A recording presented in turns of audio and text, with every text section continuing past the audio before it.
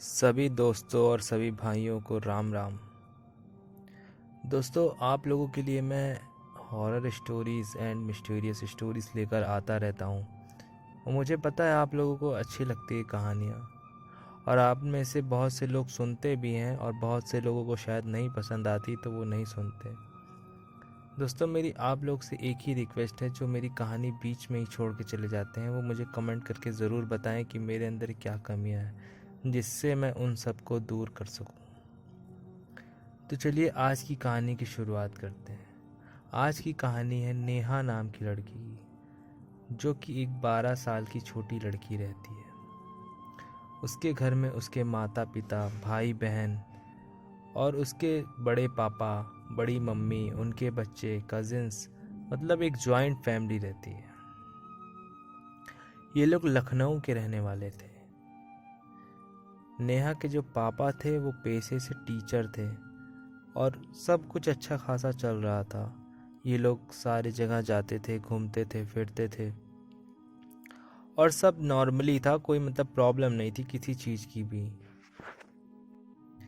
नेहा जो थी वो अपने मम्मी पापा की बड़ी लड़की थी और उसका एक छोटा भाई भी था, और उसके कजिन्स में उसके बड़े पापा, बड़ी मम्मी की लड़के लड़कियां थी और भी बच्चे थे घर में। घर में दादा दादी भी थे, चाचा चाची भी थे। तो सब नॉर्मल चल रहा था, सब कुछ ठीक था। नेहा एक बहुत ही बुद्धिमान लड़की थी जो घर में मम्मी पापा का हर काम में हाथ भी बटाती थी।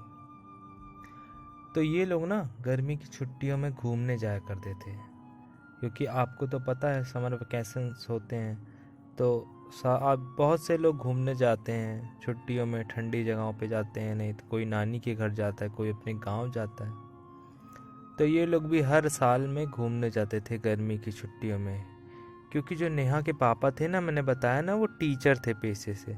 तो टीचर लोगों की अक्सर ये जून जुलाई में छुट्टी हो जाती है, जून में, और जुलाई में फिर से स्कूल खुल जाते हैं। तो उनके पापा जो थे उनकी छुट्टी हो रखी थी और इन लोगों की भी छुट्टी हो रखी थी।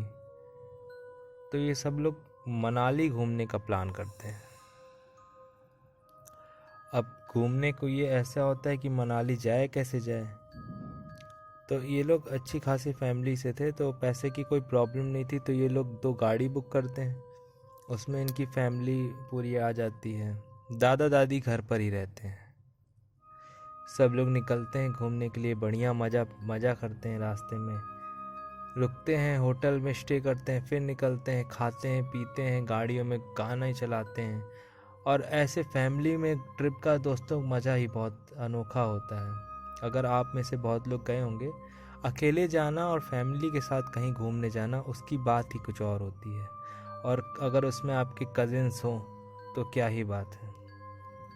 तो सब कुछ बढ़िया चल रहा था। नेहा, उसके भाई, उसकी मम्मी, उसके पापा, उसके चाचा चाची एक गाड़ी में थे और दूसरी गाड़ी में नेहा के ताऊ जी, उसकी ताई जी, उनके बच्चे और भी 1-2 लोग थे घर के ही।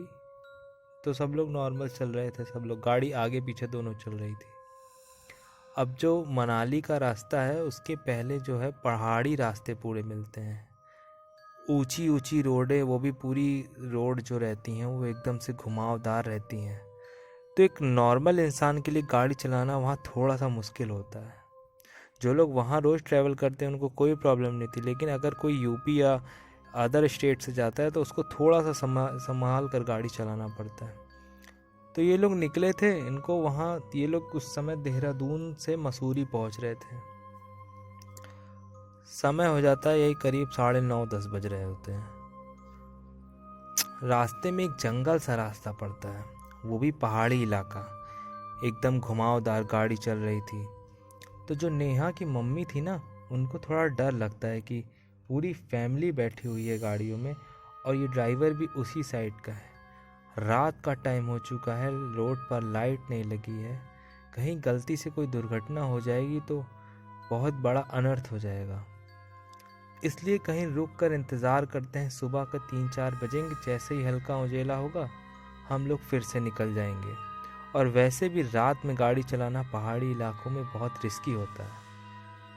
तो तो नेहा की मम्मी ये बात नेहा के पापा से कहती हैं।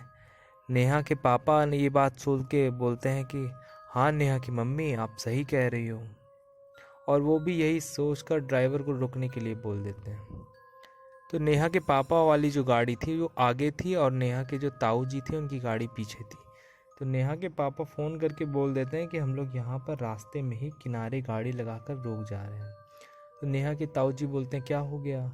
तो बताते हैं कि अरे रात में ऐसे गाड़ी चलाना थोड़ा रिस्की है, पहाड़ी इलाका है, घुमावदार रोड है, कुछ भी हो सकता है। तो नेहा के ताऊ जी भी इस बात से एग्री करते हैं, वो भी मान जाते हैं कि हाँ ठीक है। तो दोनों गाड़ियाँ आप अगल बगल खड़ी होके, और दोनों लोग सारे लोग सोचते हैं अब इतनी रात में कहाँ जाए, क्योंकि वो सुनसान इलाका था, पहाड़ी इलाका था, जंगल रास्ता था। इतनी रात में वहाँ पे ना कोई होटल, ना ही कोई घर, कुछ भी नहीं था। तो ये लोगों ने फैसला किया कि हम लोग गाड़ी में ही इंतज़ार कर लेंगे, सुबह के 3-4 जैसे ही बजेंगे हम लोग निकल लेंगे। सब लोग गाड़ी में शीशे बंद करके चढ़ाकर आराम से बैठे थे, बढ़िया गाने प्ले कर रहे थे, खा पी रहे थे कुछ। लेकिन रात के जैसे ही 12 बजने के करीब होते हैं, जंगल से अजीब अजीब सी आवाज़ें आना शुरू हो जाती हैं। ये सुनकर बच्चे थोड़ा सा डरने लगते हैं और नेहा की मम्मी बोलती हैं कि यार ये तो कैसी जगह पर हमने गाड़ी रोक दिया, यहाँ तो बहुत ही ज़्यादा जैसे लग रहा है जंगली जानवर भरे पड़े हैं, या कैसी अजीब अजीब सी आवाज़ें आ रही हैं। तभी कोई उनके शीशे पर नॉक करता है, ऐसे खट खट करके। अब ये लोग डर जाते हैं सबके सब कि अरे इतनी रात में यहाँ कौन आ रहा है 12 बजे, वो भी इतनी सुनसान जगह पर। तो देखते हैं बाहर एक आदमी खड़ा रहता है। वो आदमी की हाइट ज़्यादा नहीं रहती है, वो एक डंडा लिए रहता है हाथ में, और उसकी लंबी लंबी दाढ़ी रहती है, सर पर पगड़ी रहती है, और लंबी लंबी दाढ़ी मूछें जो होती है ना मिली रहती है, जैसे बाबा लोग की अक्सर होती। ऐसा उनका चेहरा था। शरीर भी अच्छा खासा ठीक ठाक था। पहले के ज़माने के लोग उतने दुबले पतले नहीं होते थे, शरीर से ठीक ठाक होते थे। वैसे खट खट खट कर फिर वो नॉक करते हैं शीशे की तरफ, जो बाहर से आदमी आया। अब ये लोग सोचते हैं, तो नेहा के पापा कहते हैं कि शीशे खोलो जरा बात करें, देखें है कौन ये। नेहा के पापा शीशे डाउन करते हैं और पूछते हैं जी बताइए क्या बात है। तो वो जो आदमी था वो नेहा के पापा से कहता है कि आप लोग इस सुनसान रास्ते में यहाँ पे क्यों खड़े हुए हैं? ये जगह ठीक नहीं है फैमिली के लिए। आप पूरे परिवार के साथ हैं, यहाँ पे कई घटनाएं हो चुकी हैं। आप लोग यहाँ पे, आप लोगों का रहना सुरक्षित नहीं है। आप लोग यहाँ से चले जाएं, नहीं तो आप लोग मेरे साथ चल सकते हैं मेरे घर, मेरा पास में ही घर है। तो नेहा की मम्मी ये बात सुनकर उनको भी सही ही लगता है, वो भी बोलती हैं कि हाँ ठीक कह रहे हैं ये। और सब लोग एग्री करके कहते हैं ठीक है बाबा चलिए मैं आपके साथ चलती हूँ। वो जो बाबा जी रहते हैं वो पूरे परिवार को लेकर जाते हैं एक सुनसान रास्ते पर, लेकर जाते हैं। उनका घर थोड़ी दूरी पर रहता है, मतलब यही करीब कोई 100-200 मीटर दूरी पर। तो जो रास्ता होता है वो कच्चा टाइप का रास्ता था, क्योंकि वो गांव साइड का एरिया था, मतलब जैसे आउटसाइड का होता है ना जंगल साइड में, गांव साइड का एरिया, उसी टाइप का एरिया था। रास्ते में एक छोटा सा मंदिर पड़ता है हनुमान जी का। सब लोग हाथ जोड़ते हैं, लेकिन वो जो आदमी था, वो जो बाबा जी थे, वो मंदिर पर नहीं रुकते हैं, ना ही हाथ जोड़ते। ये बात नेहा को थोड़ी सी अजीब लगती है। वो सोचती है कि ये कोई भूत वूत तो नहीं है, क्योंकि सभी नॉर्मल इंसान कोई भी मंदिर देखता है तो एक बार अपनी गर्दन जरूर झुका लेता है। ये बात जाकर वो अपनी मम्मी से बोलती है। उसकी मम्मी ये बात उसके पापा से बोलती है, लेकिन उसके पापा इस बात को टाल देते हैं कि अक्सर हो सकता है इंसान के घर के अगल बगल जब मंदिर होता है वो तो बार बार वो नहीं सर झुकाता है, हो सकता है इसमें ऐसी कोई बात नहीं है। वो बाबा जी लेकर अपने घर के पास पहुंच जाते हैं। उनका घर काफ़ी बड़ा सा था। घर तो पक्का नहीं बना था, घर तो कच्चा ही था, लेकिन काफ़ी बड़ा घर था। जैसे कि पुराने ज़माने में घर होते थे अक्सर गांव साइड में, बड़े बड़े घर होते थे। वो 2 फ्लोर के नहीं होते थे, वो एक ही फ्लोर के घर होते थे, लेकिन उनमें आंगन बहुत बड़ा सा बरामदा और खुला खुला टाइप का घर होता था।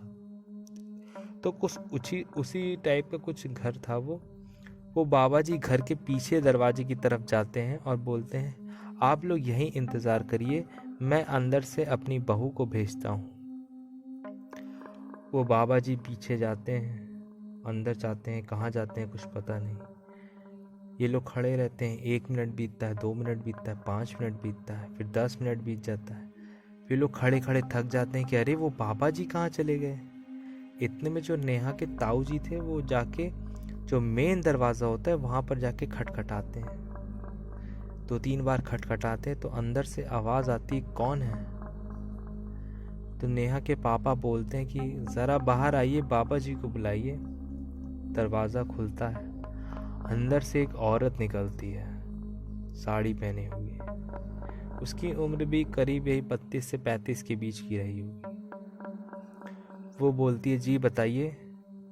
नेहा के पापा बोलते हैं, अरे वो बाबा जी कहाँ गए जो हमें अपने साथ में लेकर आए थे और हमसे बोला था ये जगह सही नहीं है, तो आप लोग हमारे घर में स्टे कर सकते हैं आज रात के लिए। तो वो औरत जो थी वो कोई जवाब नहीं देती, वो सिर्फ सुनती है और जैसे 2 मिनट के लिए सिर्फ सुनती ही रह जाती है। उस औरत का कोई भी रिएक्शन नहीं था। उसने बोला कुछ देर बाद, ठीक है आप लोग अंदर आ जाइए। पूरी फैमिली अंदर जाती है। नेहा को अभी भी अंदर से थोड़ा थोड़ा सा डर लग रहा था। पूरी फैमिली अंदर जाती है और वो एक बड़ा सा हॉल जैसा रूम रहता है। वो औरत सबको कहती है, आप लोग यहीं पर सो जाइए, यहाँ पर गद्दे और बिस्तर रखे हुए हैं, आप लोग आराम से बिछाकर सो जाइए और जब तक आपका मन रहे आप यहाँ रह सकते हैं। सब लोग जाते हैं, बढ़िया बिस्तर बिछाते हैं, गद्दा वद्दा लगा के सोने चले जाते हैं। रात के करीब 1:20 या 30 मिनट हो रहे होंगे। नॉर्मल सभी लोग सो जाते हैं, सारे के सारे। नेहा जो थी उसको नींद नहीं आ रही थी, क्योंकि होता है ना कभी कभी हम लोग जब नई नई जगह जाते हैं तो अक्सर हमें नींद नहीं आती है, क्योंकि हमें अपनी पुरानी जगह पर सोने की आदत पड़ी हुई होती है। तो नेहा को नींद नहीं आ रही थी। जहाँ ये लोग सोए थे ना उसके सामने एक खिड़की बनी हुई थी, जहाँ से बाहर का नज़ारा दिख रहा था, पेड़ वेड़ ऐसे सब दिख रहा था कि हवा चल रही है, पेड़ हिल रहे हैं। तभी नेहा अचानक से देखती कि बाहर एक आदमी खड़ा हुआ है और वो वही आदमी है जो कि वो बाबा जी थे। और वो नेहा को देखकर ऐसे मतलब वियर्ड सी स्माइल कर रहे हैं। नेहा देख कर डर जाती है और इसे कुछ समझ में नहीं आता कि ये क्या माजरा है, ये क्या है, ये क्या सीन है, ये कौन है।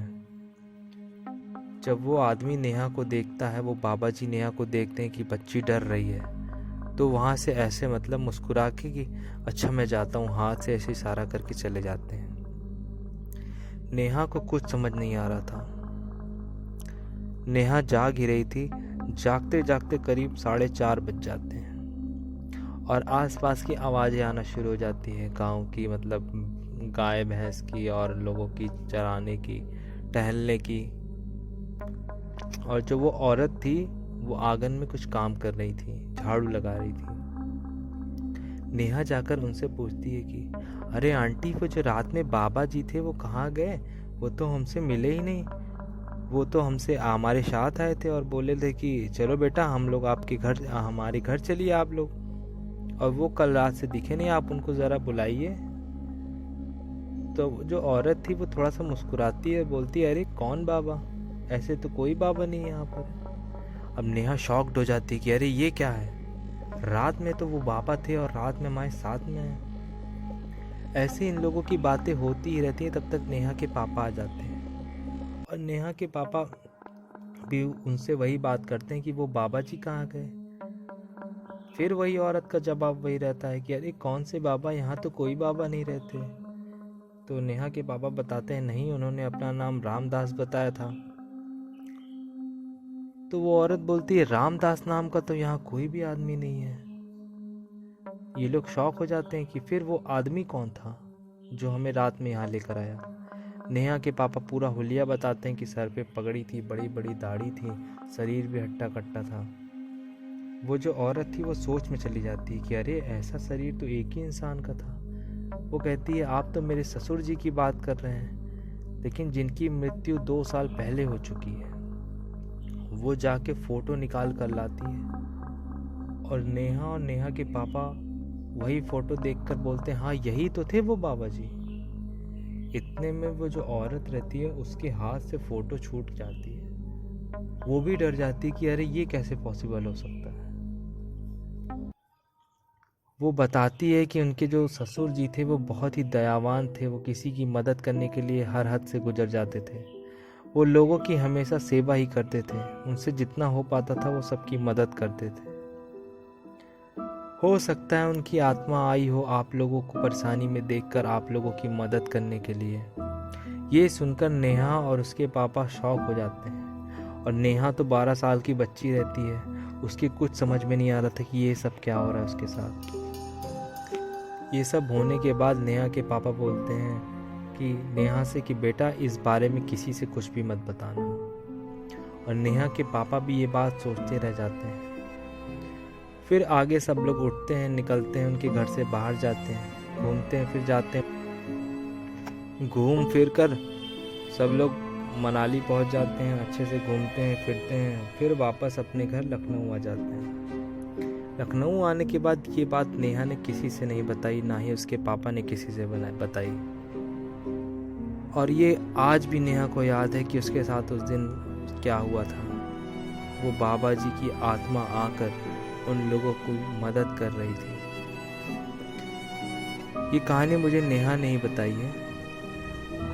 दोस्तों ज़रूरी नहीं कि आत्माएं हमारा बुरा करने के लिए ही आती हैं। कभी कभी हम आत्माएं जो हैं वो हमारी भलाई के लिए भी आती हैं। आज की कहानी आप लोगों को कैसी लगी कमेंट करके बताएं और चैनल को सब्सक्राइब करें। दोस्तों अगर आप लोगों ने यहाँ तक वीडियो देख लिया है, मेरी कहानी सुन ली है, तो प्लीज़ चैनल को सब्सक्राइब करिए। मुझे आपके प्यार की बहुत ज़रूरत है। आपके सब्सक्राइब करने से मुझे मोटिवेशन मिलता है। आजकल मेरी तबीयत कुछ ठीक नहीं है, उसके लिए माफ़ी चाहूँगा अगर कहानी सुनाने में कोई प्रॉब्लम हुई हो।